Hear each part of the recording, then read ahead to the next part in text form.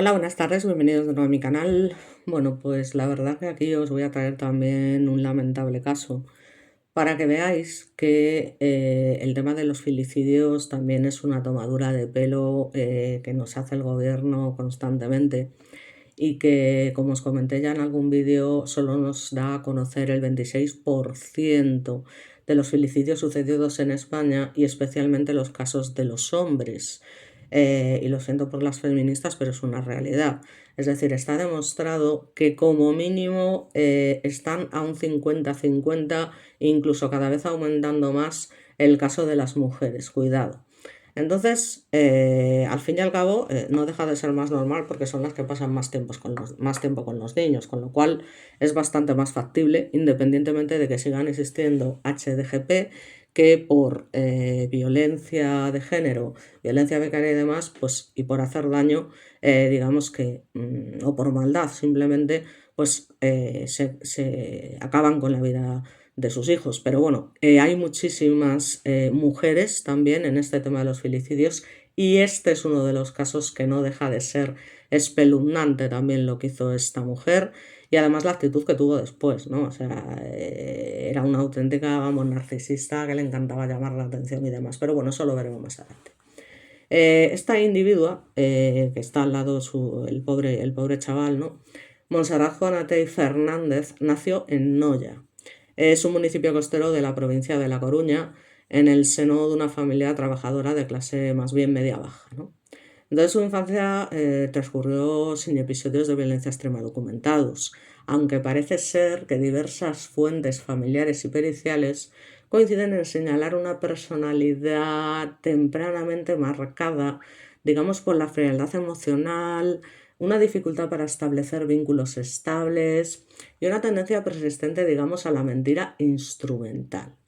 Entonces, desde joven mostró una notable capacidad para adaptarse superficialmente al menos a distintos entornos. O sea, el tiempo que mantenía, por una parte, relaciones interpersonales frágiles, utilitarias y con frecuencia conflictivas, pues no consta antecedentes penales previos al crimen, pero sí una trayectoria vital caracterizada por la inestabilidad tanto laboral como afectiva e incluso geográfica.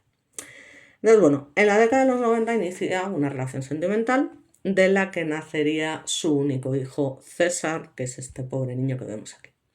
La maternidad no supone para Montserrat una reorganización vital centrada ni muchísimo menos en el cuidado del menor. Todo lo contrario, es decir, que desde los primeros años del niño se evidenció una relación distante, con frecuentes delegaciones del cuidado en terceros, especialmente en los abuelos que también tienen su tela, y además la pareja se disolvió poco después del nacimiento y el niño entonces pasó a vivir largos periodos en Galicia bajo la tutela efectiva de su padre y de la familia extensa, mientras esta individua alternaba empleos temporales y mudanzas, mostrando escasa constancia en lo que es el ejercicio de la maternidad cotidiana como tal, ¿no? El niño César nació en el año 1999 y era descrito por su entorno escolar y familiar como un niño tranquilo, obediente, de carácter afable, con una marcada necesidad de afecto adulto, cosa que no tuvo nunca. Su desarrollo físico y cognitivo fue normativo, sin patologías revelantes, salvo una falta de cariño para mí muy seria, y en el colegio mantenía relaciones correctas con sus compañeros y no presentaba conductas problemáticas. Su figura materna, sin embargo, pues era intermitente y difusa, visitas esporádicas, llamadas irregulares y esas promesas de convivencia futura que rara vez se concretaban. Entonces, para César, la madre era más una figura idealizada que una presencia real y constante, ¿no? Además, esta mujer, en el año 2007, y atención a esto porque tiene su tela, ¿no? Marinera. En el año 2007 decide trasladarse a Menorca. ¿Por qué? Bueno, pues porque inicia una relación sentimental a través de internet con un hombre residente en Mahón. Hay que decir que Menorca, en fin, para mí, es, junto con Cádiz, de los mejores lugares de España para veranear, para estar de vacaciones en Cádiz, sobre todo en invierno. Y ya os digo, es que es una maravilla.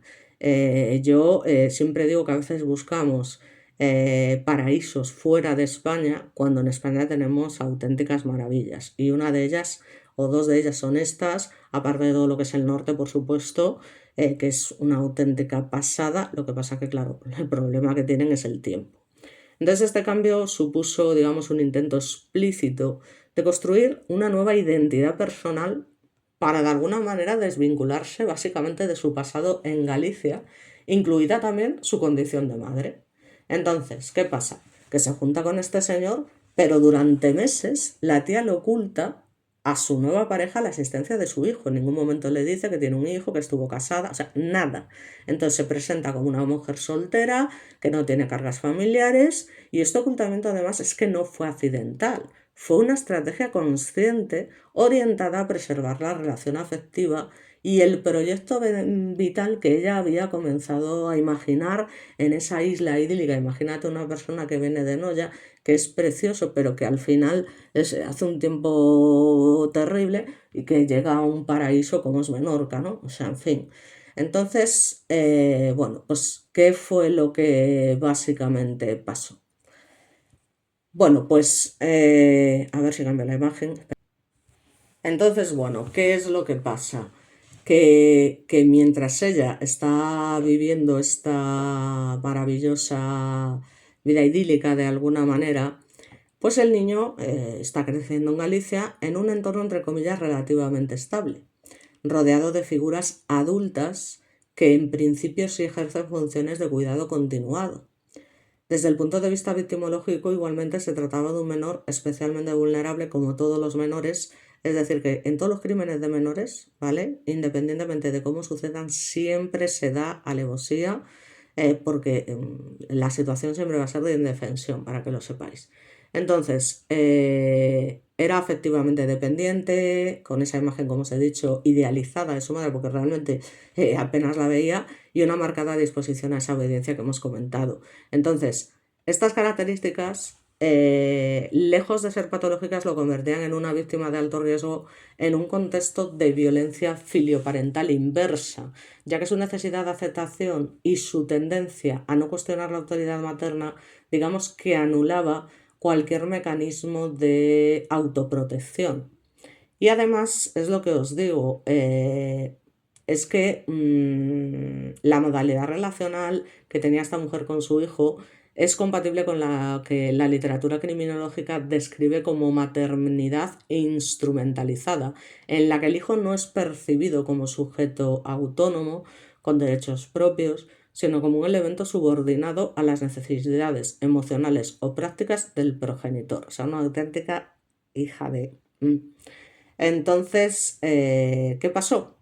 Pues lo que era inevitable, es decir, que tras haberse trasladado a Menorca para llevar a cabo esta vida idílica y sentimental, se produce esta ruptura simbólica con su identidad previa, con esa ocultación deliberada de su hijo y digamos que su nueva pareja constituye un elemento central para comprender, y yo ya es lo que os digo, es que este tipo de palabras, utilizarlas en estos casos me parece totalmente absurdo, el posterior homicidio. Pero siempre hablamos desde el punto de vista de lo que es el asesino, claro, evidentemente. Entonces, desde una perspectiva criminológica comparada, digamos que este caso se inscribe en la tipología de parricidio utilitario, que es distinta, muy distinta del parricidio psicótico y del denominado homicidio altruista.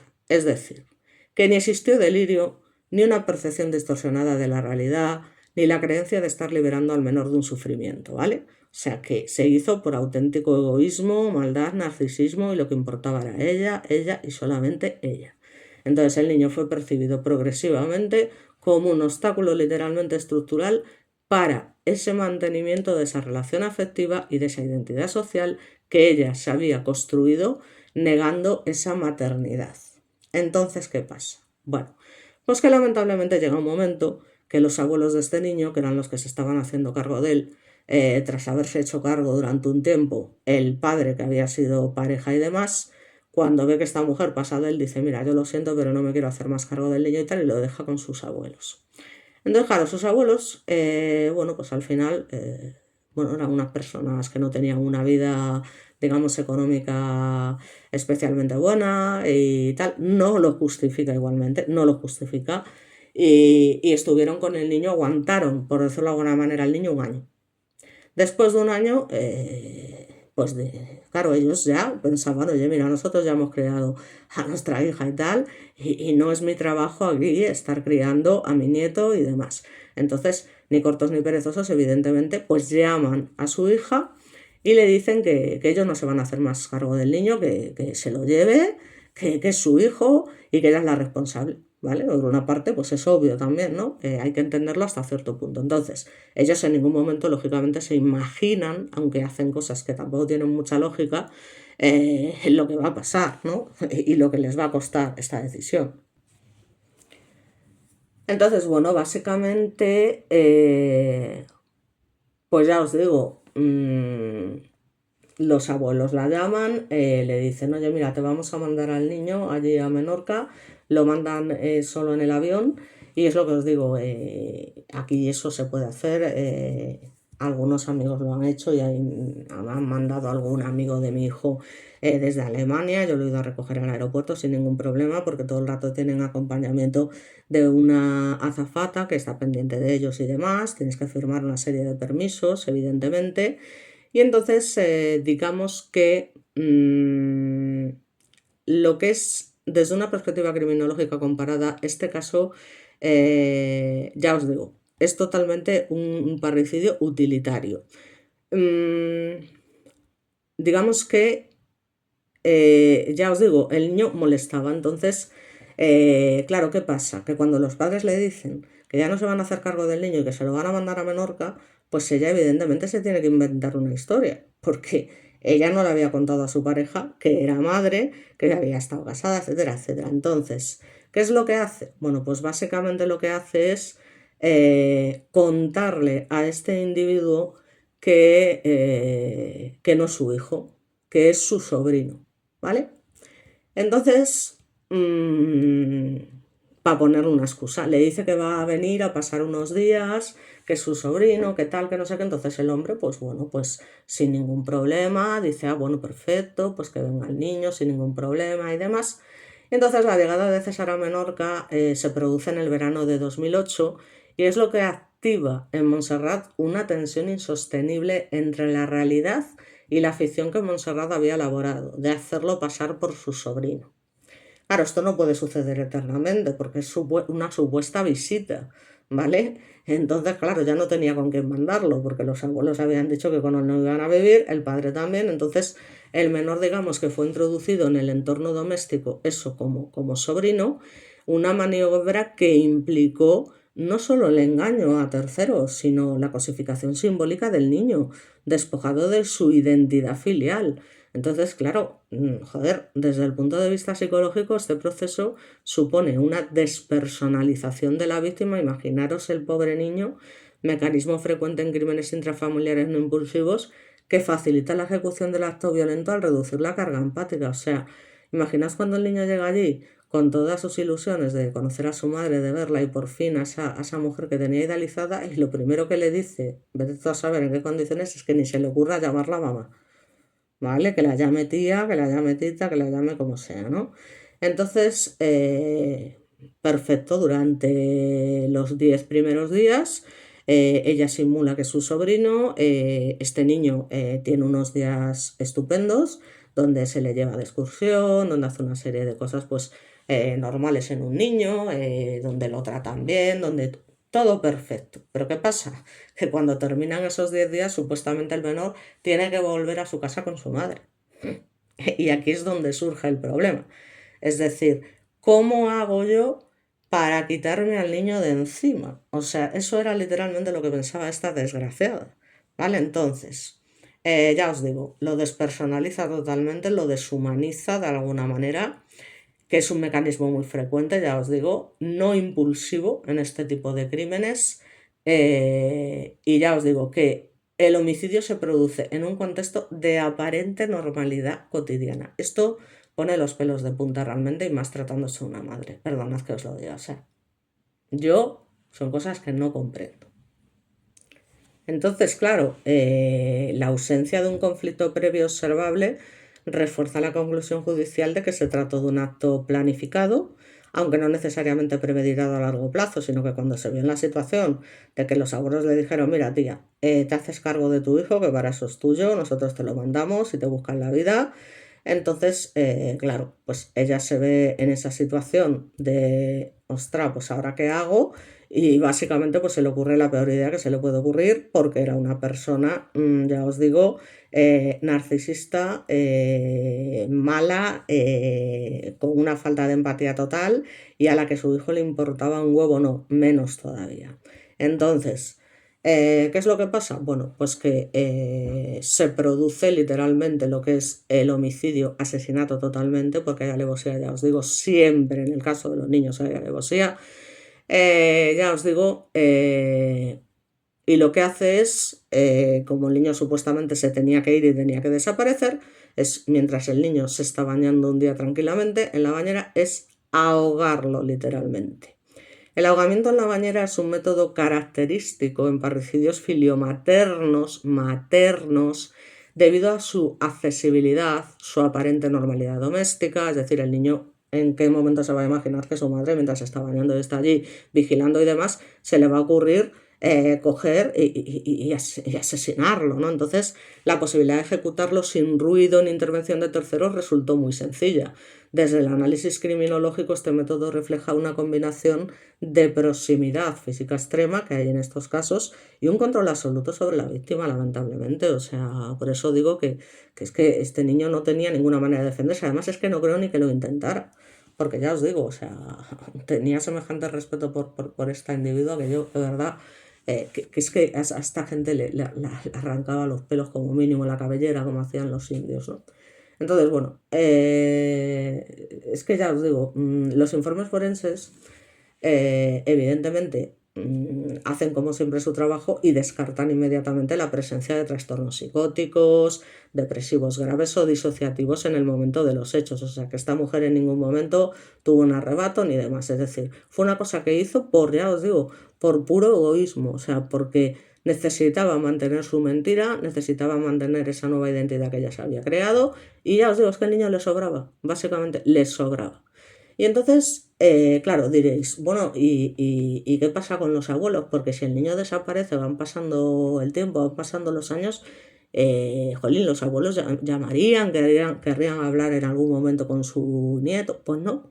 O sea, los abuelos la verdad es que tuvieron una actitud también de indiferencia total, ¿no? Es como que sí, que en algún momento cuando hablaban con su hija preguntaban por el niño y ella les decía, no, sí, todo bien, no sé qué, no sé cuánto, básicamente, pero ellos en ningún momento, oye, ¿podemos hablar con él? O sea, no, o sea, era una cosa también que son cosas que yo no comprendo, o sea, en no sé cuánto tiempo estuvieron sin escucharlo, sin verlo, sin tal, y en ningún momento tampoco se preocuparon, o sea, es una cosa que, joder, tío, o sea, mis abuelos, cuando yo era pequeña, otra cosa no, pero vamos, desde luego preocuparse y tal, y llamarnos vamos, siempre. Entonces es una cosa, y sobre todo cuando un niño que ha convivido un año contigo, joder, no le has cogido cariño al niño. O sea, también, joder, yo no sé.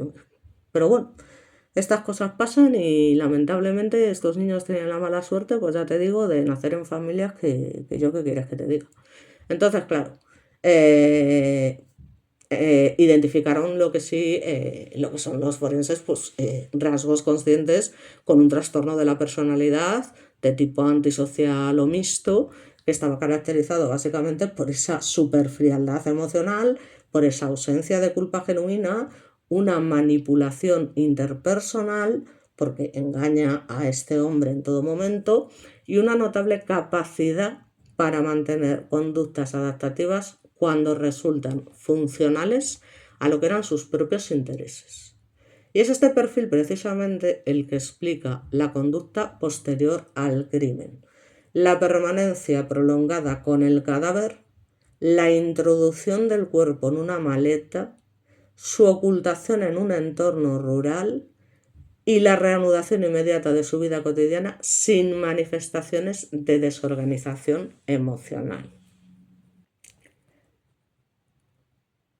Así que como os podéis imaginar, tras producirse ese ahogamiento sin ningún tipo de contemplaciones, tenía que hacer desaparecer el cuerpo y decide hacerlo de esta manera. Ya os digo, como si se tratara de basura, literalmente.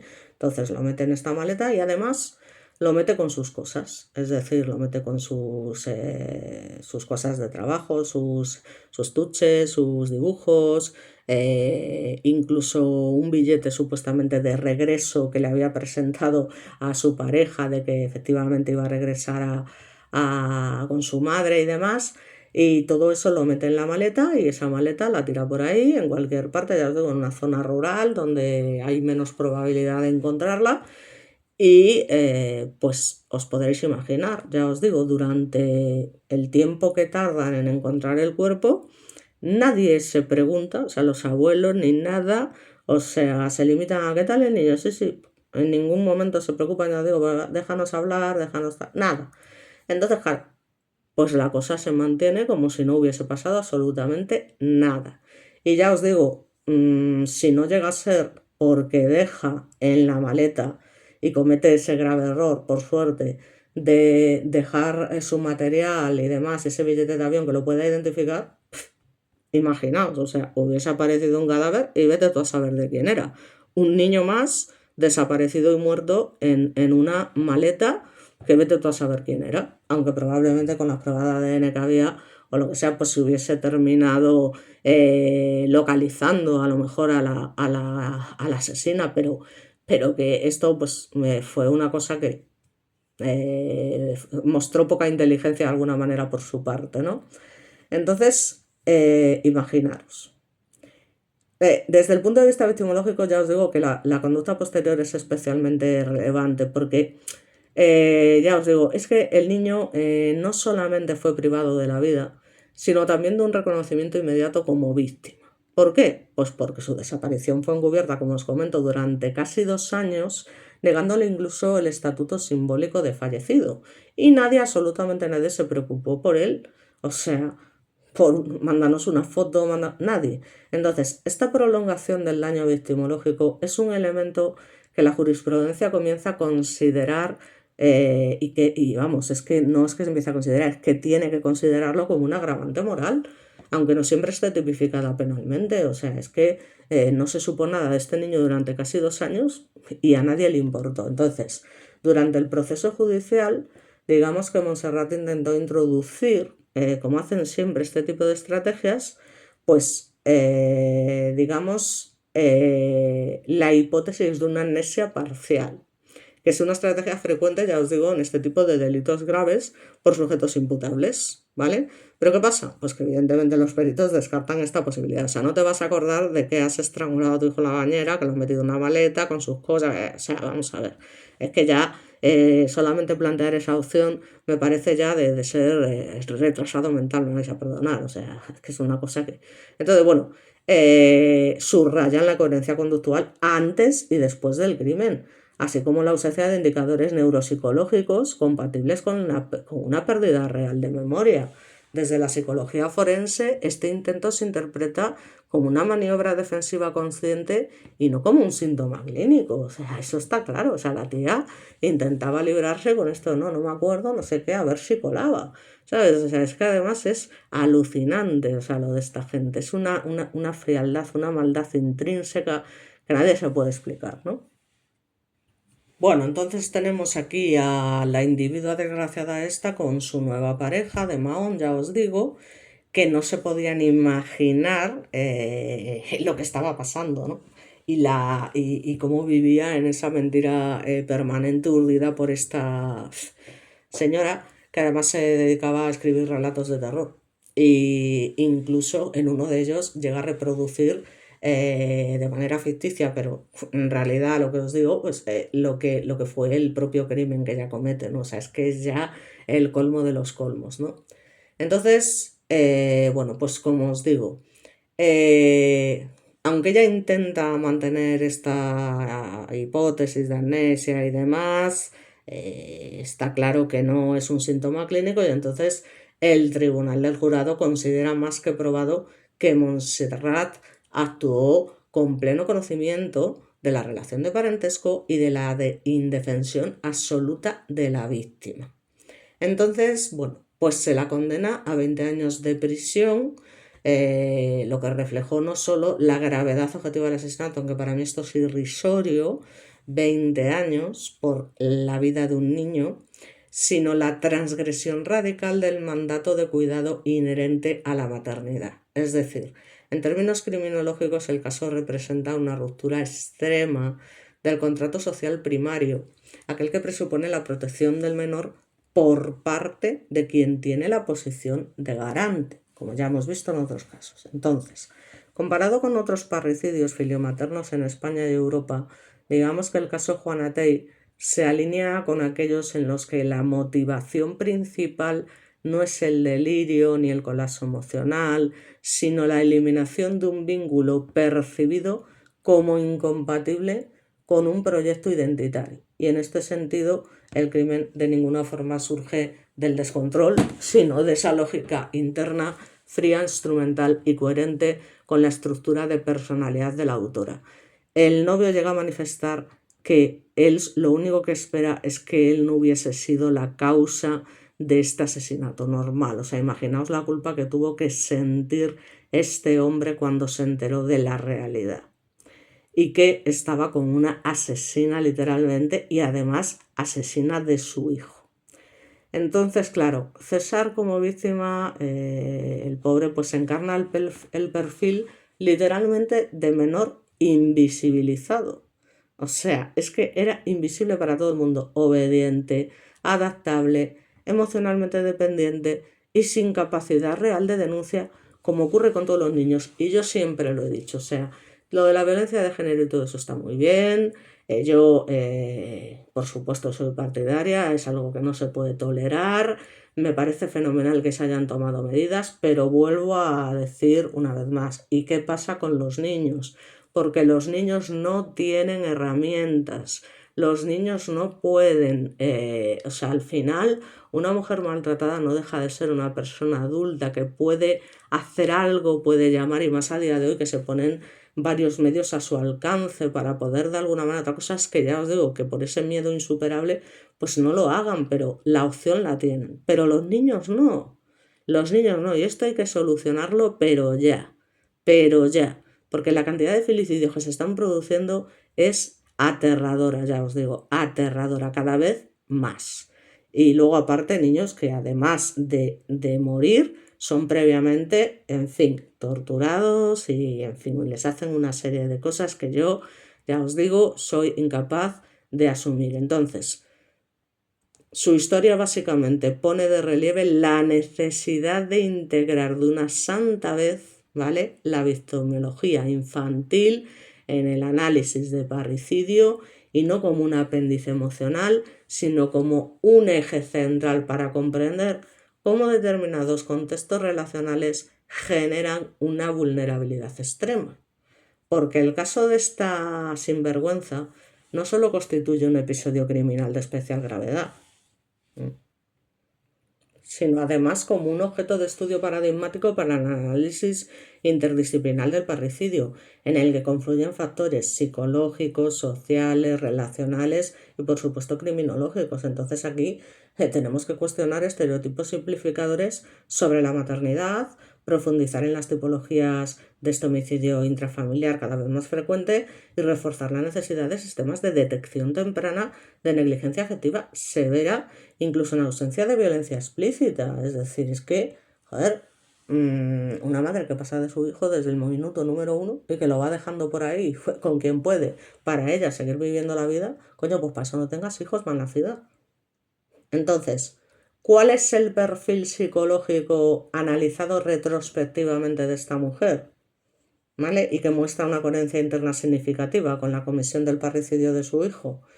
Pues, según los informes periciales que fueron elaborados durante el proceso judicial y que descartan, como os comento, desde el minuto número 1, la presencia de trastornos mentales graves que afectarán a sus capacidades cognitivas o volitivas en el momento de los hechos, no hay síntomas psicóticos, episodios disociativos clínicamente relevantes ni cuadros depresivos mayores con alteración del juicio de realidad.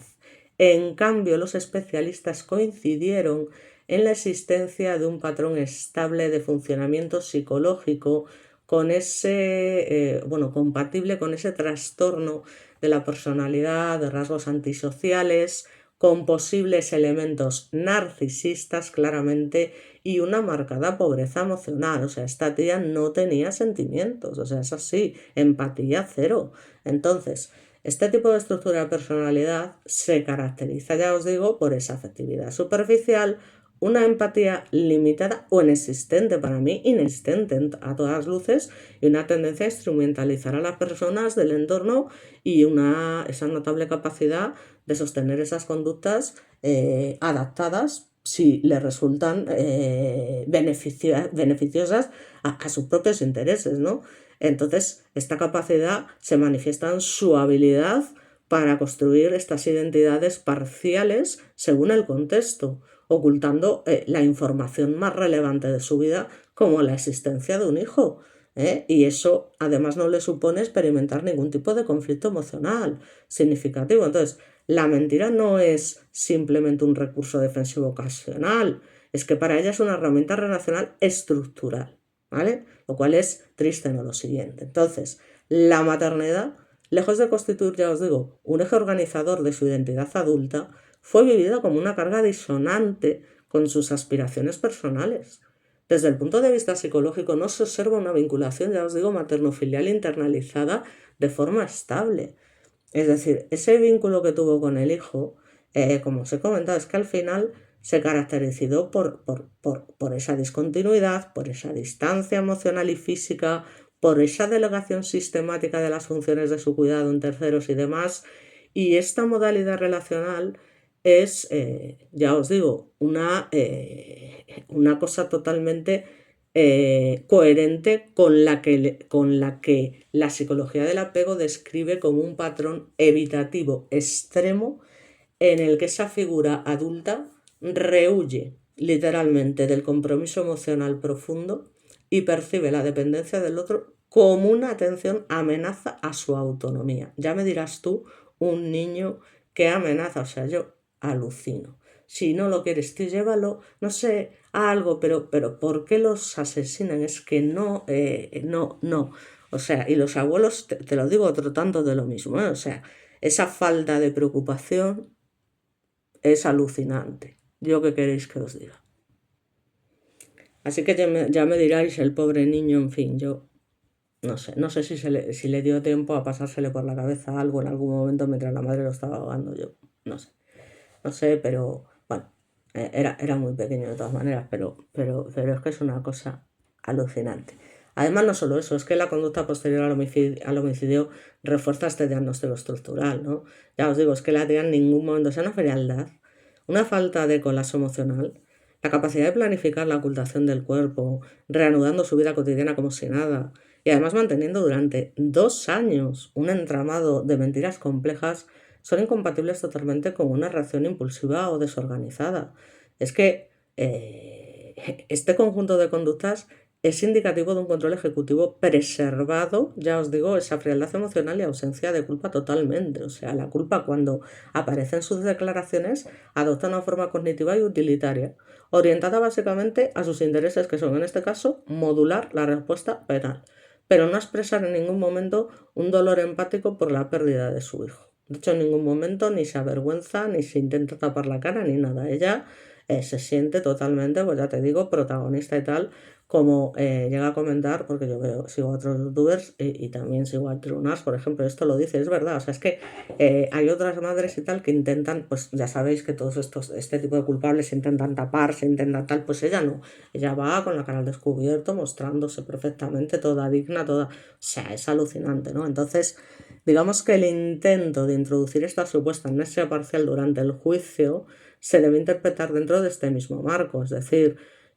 los peritos descartan cualquier base neuropsicológica para dicha afirmación, señalando esta coherencia narrativa selectiva y la conservación de recuerdos solamente funcionales. Este tipo de alegaciones frecuentes en sujetos imputables, ya os digo, especialmente manipuladoras y que básicamente son estrategas totalmente conscientes ante fenómenos clínicos totalmente reales. Entonces, ya os digo, el pobre chaval, en fin, que nació en 1999, pues tuvo la mala suerte de ser relación de una pareja que se disuelve poco después porque además, desde sus primeros meses de vida, su entorno de referencia no fue precisamente su madre de forma continuada, ya os digo, sino el resto de la familia, porque esta mujer se lo quitaba de encima en cuanto podía, especialmente sus abuelos, quienes asumieron funciones de cuidado primario en un principio.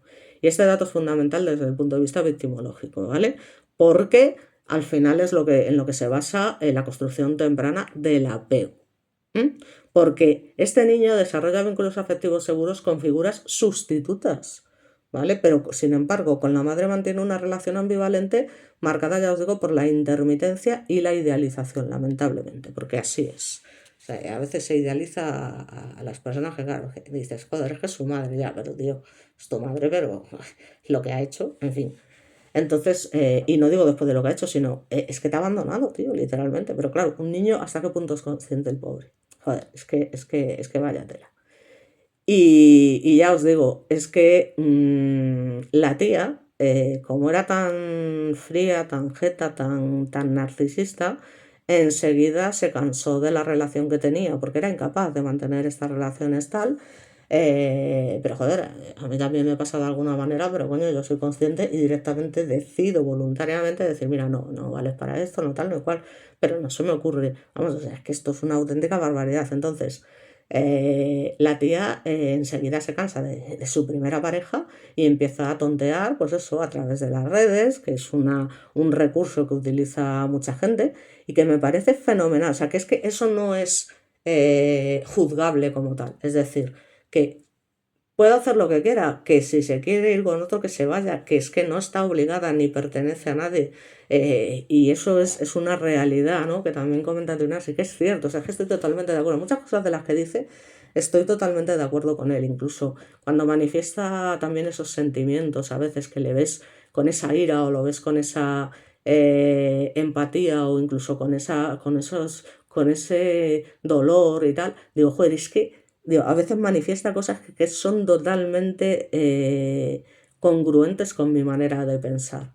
Y yo se lo he comentado una vez, digo, es que lo has manifestado tal cual lo manifiesto yo, o sea, es que tal cual, ¿vale? Porque también es una persona muy empática y muy tal, y la verdad que es admirable y me alegro que le vaya muy bien en su canal, la verdad. Pero es lo que os digo, o sea, que es que al final, bueno, pues desde esa primera infancia, la presencia irregular de la madre genera en el menor una dinámica de expectativa frustrada, porque la madre aparecía de forma esporádica, a menudo asociada, ya os digo, a unas promesas de convivencia futura o cambios vitales que no se consolidaron en ningún momento. Entonces, claro, esto pues crea una disposición totalmente adaptativa en César, que ya os digo que el pobre pues lo único que hace era obedecer, minimizar sus propias necesidades emocionales, lo cual es muy triste, y una fuerte tendencia, ya os digo, a complacer a su madre cuando ella estaba presente. Es que no se merecía ni que la mirase a la cara. Entonces, desde la psicología del desarrollo, este tipo de adaptación no es patológica como tal, ya os digo, es que es vulnerabilidad pura y dura en este tipo de contextos de negligencia afectiva. Entonces, en el ámbito escolar, César mostró un desarrollo normativo, ya os digo. No tenía conductas disruptivas y tenía un rendimiento académico realmente acorde a su edad, o sea que tampoco presentaba indicadores de lo que fue maltrato físico e incluso de abandono material. Pero desde una perspectiva victimológica profunda, su historia vital sí revela esa forma de abandono emocional crónico, que es más difícil de detectar institucionalmente, pero no por ello menos relevante, porque la ausencia de una figura materna estable fue compensada parcialmente por otros adultos, lo que contribuyó a su apariencia de normalidad funcional. Entonces, claro, Imaginaos cuando el niño se entera de que su madre quiere vivir con él en Menorca, no sé qué, pues esta decisión en verano de 2008 es vivida por este niño como una oportunidad para acercarse a esa madre que tiene tan idealizada y consolidar ese vínculo, donde ese viaje representa esa promesa de reconocimiento filial. Y nada más llegar, el niño es despojado de su identidad y presentado aquí como un sobrino, ni se te ocurra no sé qué, no sé cuánto. O sea, es que yo no me lo quiero ni imaginar. Y esta negación de la filiación ya es una violencia, ya os digo, es totalmente simbólica previa al homicidio, porque ya es de por sí una anulación del estatus del menor, del estatus, perdón, y además el niño pues acepta esta situación sin resistencia aparente, que es lo que es coherente con su perfil psicológico, acostumbrado a adaptarse a los deseos de los adultos, dejando atrás lo que eran sus propios deseos, el pobre niño, e incluso cuando estos contradicen, ya os digo, es que su propia experiencia emocional. Entonces, esta capacidad de adaptación, digamos que lejos de protegerlo, pues incrementó aún más su indefensión. Entonces, en el momento del crimen, el pobre chaval se encontraba en una situación de confianza absoluta hacia la figura materna, lo que eliminó cualquier posibilidad de anticipación o defensa. O sea, y ya os digo, esto siempre pasa. En el caso de los niños, la defensa es imposible. Entonces, el homicidio, seguido de esa ocultación prolongada del cuerpo, pues privó, ya os digo, a César de todo tipo de dignidad, o sea, ni siquiera ese reconocimiento como víctima. Durante esos 2 años que su existencia fue literalmente borrada del relato social. Es decir, este elemento agrava el daño, porque es que estamos hablando de prolongar la negación de la dignidad, o sea, de la víctima. ¿Mm? Entonces, bueno, pues el análisis conjunto del perfil psicológico de Montserrat y de la trayectoria vital de César permite comprender el crimen no como un acto aislado, sino como el desenlace extremo de esa relación marcada por la instrumentalización, ausencia de apego y vulnerabilidad infantil estructural. Entonces, este enfoque integral resulta esencial para el estudio del parricidio filio-materno, desplazando la explicación del ámbito exclusivo de la patología mental hacia el análisis, digamos, de las dinámicas relacionales y de personalidad que pueden desembocar en violencia letal sin pérdida de contacto con la realidad, ¿no? Entonces, claro, es que son cosas tan sumamente inexplicables y tan sumamente duras que es que no te las puedes explicar. Y entonces, ¿qué fue lo que, cómo realmente se llega a encontrar el cuerpo? Porque claro, este niño permaneció durante 2 años aquí desaparecido. Entonces, como os digo, esta mujer mantiene todo esto en secreto durante 2 años y demás, nadie encuentra absolutamente nada. Y bueno, pues digamos que en un momento determinado, bueno, pues unas personas que pasaban por allí, lo que hacen es pues encontrar el cuerpo del niño, básicamente. Entonces ya os digo, esta joven gallega que acabó con la vida de su hijo de 9 años, César, bueno, pues termina siendo juzgada en la audiencia de Palma, y en todo momento además mantiene un hermetismo y un sigilo exactamente igual que cuando cometió el presunto parricidio. Entonces, o sea, básicamente no dice ni una palabra, ¿no? Según se explica o explican allegados a esta pareja, que añaden que el mutismo llega a tal punto que ni siquiera los más cercanos conocen si está siguiendo el sumario, ¿no? Digamos que los padres además, pues lo mismo, dicen, es que no hemos tenido contacto con nuestra hija en todo este tiempo, explicitan. No es exactamente así, pero básicamente es fácil imaginar la situación en la que se encuentran los padres después de lo que han pasado. Puntualizan y recuerdan que la pareja había contado en 2008 a su círculo más próximo que Mónica los había amenazado en más de una ocasión con que no volverían a ver a su nieto. Vale, perdona, porque en todo momento he estado llamándola a Montserrat, no sé por qué, y realmente su nombre es Mónica, o sea, perdonad porque se me ha ido totalmente la olla. Mónica Juanatey, perdonadme, ¿eh? Entonces, ya os digo, en un momento dado, una vez que se comete el asesinato, lo mete en la maleta y demás, lo abandona por ahí y 2 años después, pues dos personas que pasaban por la zona encuentran la maleta y sobre todo un olor nauseabundo, evidentemente, porque es lo que pasa con este tipo de cadáveres, a pesar de que el cadáver se había mantenido bastante bien precisamente por el hecho de permanecer en una maleta y no la intemperie, por decirlo de alguna manera. Entonces inmediatamente se ponen en contacto con las autoridades y, claro, mm,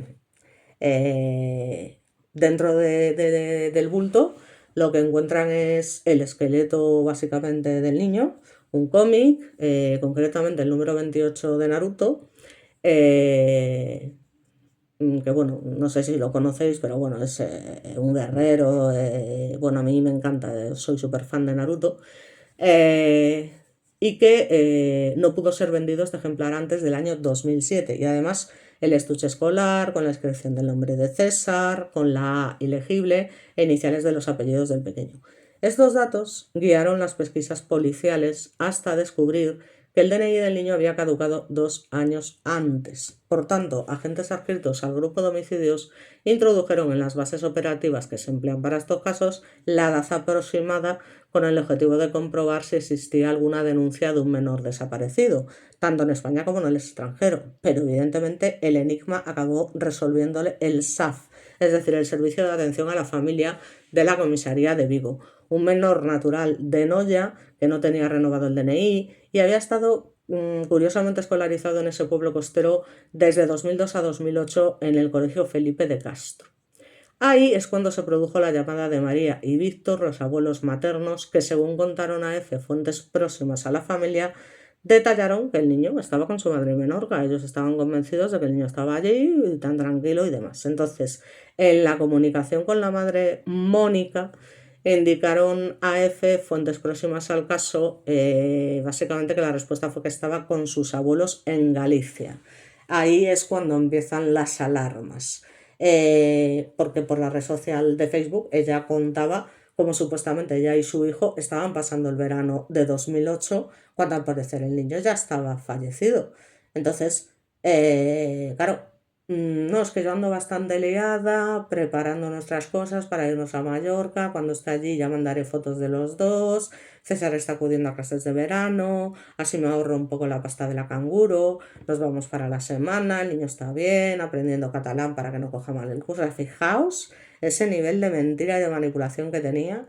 Y son algunas de las entradas que ella cuenta a los padres y demás. Y de hecho hay un detalle, en noviembre de 2008, otro post que cuelga en Facebook anunciando que el niño habría hecho la primera comunión, porque es que le abre un perfil en las redes sociales y al siguiente invierno, el del 2009, o sea, qué curioso que los abuelos tampoco quieran ir a la comunión, ni una foto de su nieto en la comunión, según pudo saber F, a su casa de Noya habría llegado a través de una prima de Mónica una foto del niño riéndose. Pero claro, la imagen era antigua y tal y como estaba sacada, parece ser que no se notaba. El caso es que Mónica, ya os digo, había contraído matrimonio con un hombre de Barcelona que conoció cuando todavía convivía con su pareja en Baleares. O sea que ya los planes, digamos, que estaban previstos para dejar también al menorquín este e irse con ese hombre de Barcelona, porque como la tía se dedica a bachatar por las redes, pero bueno, eso ya te digo, que eso no es nuestro problema. Entonces, no es nuestro problema siempre y cuando no termines asesinando a tu hijo por este motivo. Entonces, no solo su cónyuge, sino el único apoyo que ha tenido en la cárcel desde la que ha esperado el juicio, al no contar, por supuesto, con el respaldo de su familia gallega, que para mí también, a ver, no se puede decir que sean culpables directos, ni muchísimo menos, pero desde luego sí que fueron bastante negligentes, ¿no? En el sentido de que no preocuparse y no querer hablar personalmente con ella, de pásamelo, quiero hablar con él, tal, en fin. Y, y ya os digo, ni con la asistencia ni tal, ni por supuesto con el menorquín y demás. Pero luego siempre hay gente que por el motivo que sea se siente atraída por este tipo de gente y la tía se termina casando con este señor de Barcelona. Que ya os digo, que lo había conocido ya mientras estaba con el otro, con el de Menorca. O sea, que es que, en fin, pero bueno, ya te digo, o sea, no seré yo quien vaya a juzgar este tipo de cosas, porque aquí cada uno, en ese sentido, es libre de estar con quien le dé la gana, siempre y cuando eso no implique causarle daños a un menor, ni muchísimo menos, ¿no? Entonces, bueno, pues yo creo que básicamente está todo explicado. Eh, Poco más se puede decir de una persona de estas características. Así que bueno, es importante tener en cuenta que en su momento, como siempre, se empezó a decir que se había descuartizado el cuerpo y demás. Bueno, pues esto quedó claro, evidentemente, que en ningún momento el cuerpo fue descuartizado, tal y como se había apuntado en un primer momento, ya os digo, por algunos medios de comunicación que, como siempre, aprovechan la tirada para contar auténticas barbaridades que luego la gente se cree, y cuando les cuentas la verdad, pues no entran en razón, es que no entran en razón. Entonces, ya os digo, mm, ¿qué queréis que os diga? Es que yo lo de esta gente no lo podré entender nunca. Entonces, bueno, poco más puedo decir. Eh, el niño fue pasando de unas manos a otras y ya os digo, es que se le puede llamar, por desgracia, el niño invisible. El niño invisible que nadie quiso ver, del que nadie se preocupó, ni su padre, ni sus abuelos, ni nadie, y que, en fin, tuvo ese fatal desenlace por culpa de una sinvergüenza narcisista, manipuladora y todo lo que se pueda decir sobre esta individua malnacida. Así que, por mi parte, simplemente eso, que tengáis en cuenta que por mucho que nos pese, las madres también asesinan a sus hijos, ya os digo, lamentablemente cada vez más. Y bueno, pues es lo que pasa, básicamente. Es lo que pasa y no nos vamos a negar algo que está ahí, que se puede ver en las encuestas. Eso es así y ya os digo. Mm, es que, bueno, contar esto, que Mónica tenía 30 años, ¿no? O sea, que era una chica muy joven, ¿vale? Y cuando es detenida, ya os digo, declara que se encontró a su vástago muerto y que por miedo, dado que se encontraba soltera, decide no contárselo a nadie y esconderlo en esa maleta junto a series personales del menor, como ropa, juguetes, revistas, cromos y demás. En fin, ahí es cuando ya pasa a disposición judicial y cuando se interroga de tal dicen, venga, ¿sabes? O sea, ¿qué nos estás contando después de haber dejado a tu hijo con su padre biológico hasta que este también se arrepiente y dice, ala, venga, que se quede con sus abuelos y así sucesivamente? Así que muy triste.